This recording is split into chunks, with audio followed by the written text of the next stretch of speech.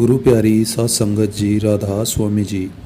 आज 8 सितंबर को बाबा जी ने डेरा में सत्संग फरमाया और जब आज बाबा जी सत्संग पंडाल में आए तो मन बिल्कुल खुश हो गया। आप भी सुनेंगे तो आपको भी ज़रूर अच्छा लगेगा।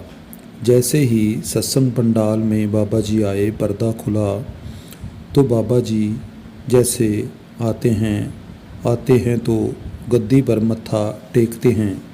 तो जब बाबा जी आए और मत्था टेकने लग गए तो पीछे हजूर जी भी उनके आ गए और जब तक बाबा जी गद्दी पर अपना मत्था टेक रहे थे तो हजूर उनके पीछे खड़े हुए थे और जब बाबा जी फिर गद्दी पर बैठ गए तो हजूर भी बाद में अपनी गद्दी पर आकर बैठ गए।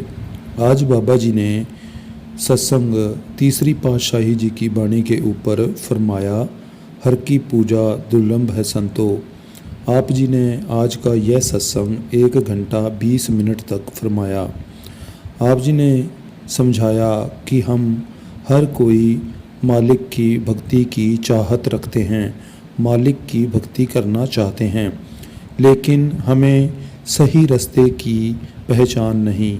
लेकिन मालिक ने हमें जो कुछ भी देना था वो दे दिया। अगर हमें अब ज़रूरत है तो उस चीज़ की पहचान की ज़रूरत है जो मालिक ने हम सब के अंदर रखी हुई है। आप जी ने गुरु साहब की उदाहरण दी, सब किछ घर माही बाहर नाही, बाहर ढूंढे सो भरम भुलाई। अब हमें भक्ति किसकी करनी है? हमने भक्ति उस एक कुल मालिक की करनी है जो हम सब में समाया हुआ है और जो सबका स्वामी है। अब हमने अपने आप को बहुत सारे धर्मों में बांट दिया, लेकिन हम उस असल रूहानियत की पहचान नहीं करते जो उन्होंने हमें उपदेश दिया है। हम उनके उपदेश को समझ नहीं सके और हमने अमल नहीं किया और सबसे आसान तरीका अपनाया। अब सबसे आसान तरीका क्या है? जो सामने हमें जिस्म दिखाई देता है हम उसके आगे माथा टेकना शुरू कर देते हैं। अब जिस्म यहाँ पर किसी का रह नहीं सकता सदा के लिए, और जब फिर कोई नया जिस्म आता है तो हम फिर से कोई नया धर्म अपना लेते हैं, नया धर्म बना लेते हैं। आप जी ने समझाया कि सबना का पीर एक है, एक बिन दूसरा नहीं। आप जी ने कहा कि हम सबका मालिक परमात्मा एक ही है। आप जी ने फिर गुरु साहब की उदाहरण देकर समझाया कि जितने भी मालिक के नाम थे सभी को लिखना जब शुरू किया तो 1100-1200 के करीब नाम जब हो गए तो आपने उनको अनामी कहकर बयान किया और सारी की सारी जो बहस ख़त्म कर दी। आप जी ने आगे फरमाया, बलिहारी जाऊं जेते तेरे नाम हैं। आप जी ने फिर आगे अपने शरीर के बारे समझाया कि जो गुरु होता है वो समझाने के लिए शरीर धार कर इस संसार में आता है, अपना उपदेश सभी को समझाने के लिए, और उनके उपदेश को कोई विरला ही सुन पाता है। आप जी ने फरमाया कि हम यहाँ रोज़ सत्संग सुनते हैं तो क्या हमारे पल्ले पड़ा? गुरु जो होता है वो शब्द रूपी होता है। तो आप जी ने बड़ा ही क्लियर कर दिया। जो 3-4 दिन से संगत रो रही थी, आप जी ने उस बात को समझाते हुए इस बात को समझाया कि गुरु का जो असली स्वरूप होता है वो शब्द का रूप होता है। शब्द गुरु सूरत तुन चेला। आप जी ने समझाया ना तो कभी शरीर गुरु बन सकता है और ना ही कभी शरीर चेला बन सकता है।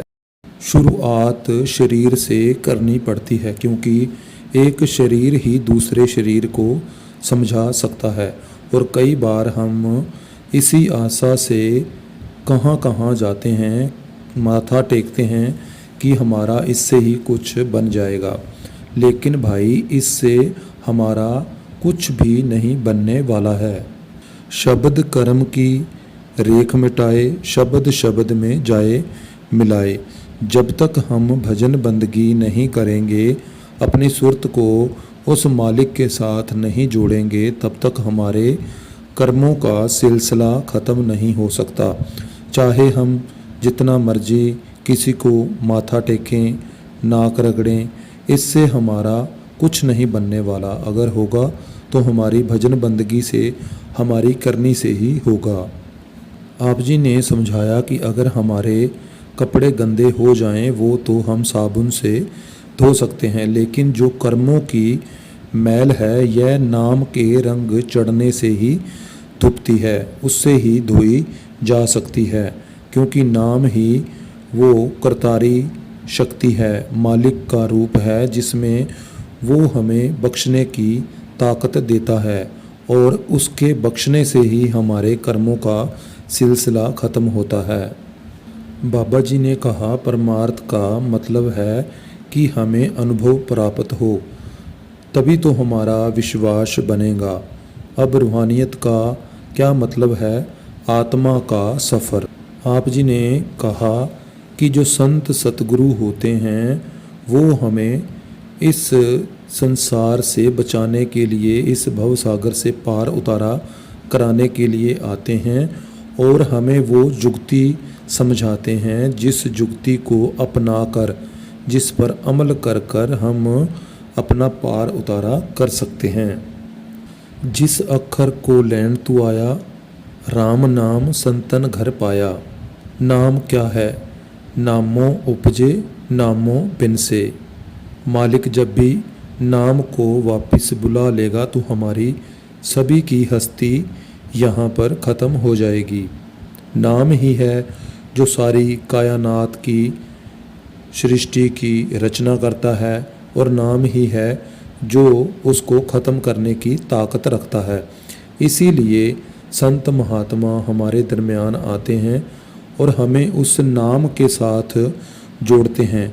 यह नाम ना ही लिखने में, बोलने में, पढ़ने में आता है, यह संतों के पास मिलता है और अपनी करनी से हर किसी को अपने अनुभव से मिलता है। आप जी ने फरमाया पायो जी मैं नाम रतन धन पायो। आप जी ने और भी बहुत सारे संतों महात्माओं की उदाहरण देकर समझाया नाम के बारे, ताकि हमको इस चीज़ की समझ लग सके कि असल में नाम है क्या। फिर बाबा जी ने समझाया कि हमारे यहाँ पर रीत है कि कहीं पर जब जाते हैं तो कुछ उपहार ले जाते हैं। अब जब हम कहीं किसी धार्मिक स्थान पर जाते हैं तो वहाँ पर भी धन दौलत माया ले जाते हैं। क्या मालिक को हमारी धन दौलत चाहिए? अगर देखा जाए तो धन दौलत जो भी यहाँ पर हमारे पास वस्तुएं हैं, यह मालिक ने ही तो हमें दी हैं, तो फिर हम मालिक को क्या दे सकते हैं? बाबा जी ने समझाया पहली पातशाही जब गिनती कर रहे थे तो 13 जब बोले और उसके आगे नहीं बढ़ पाए। बाबा जी कहते कि है तो सभी कुछ उस एक कुल मालिक का, हर बिन सब कुछ मैला संतो, क्या हूँ पूज चढ़ाई। इस तरह है तो सब कुछ उस एक मालिक का, मालिक ने तो हमें इस्तेमाल करने के लिए दिया है और जिस दिन मालिक चाहेगा जो दी हुई चीज़ है उसको अपने पास वापस बुला लेगा। बाबा जी कहते कि हमें पता है कि जिस चीज़ ने एक दिन दुख देना है, हम उसी के साथ जुड़कर जब बैठ जाते हैं तो हम अपने आप को इस तरह, हम दुख भी तो फिर खुद ही अपने आप को देते हैं। बाबा जी कहते बेटा हमें तो मालिक के भाणे में सदा खुश रहना है, भाणा मन्ने सदा सुख होए। आप जी ने फिर हुक्म के बारे समझाया, एक को नाम हुक्म है नानक, सतगुरु दिया बुझाए जियो। बाबा जी ने समझाया कि हम कहते हैं सिर पर हाथ रखो, सिर पर हाथ रखने से बाल खराब हो जाएंगे, लेकिन हमारे कर्म इससे नहीं कटने वाले। कर्म कटेंगे तो हमारी करनी से ही कटेंगे।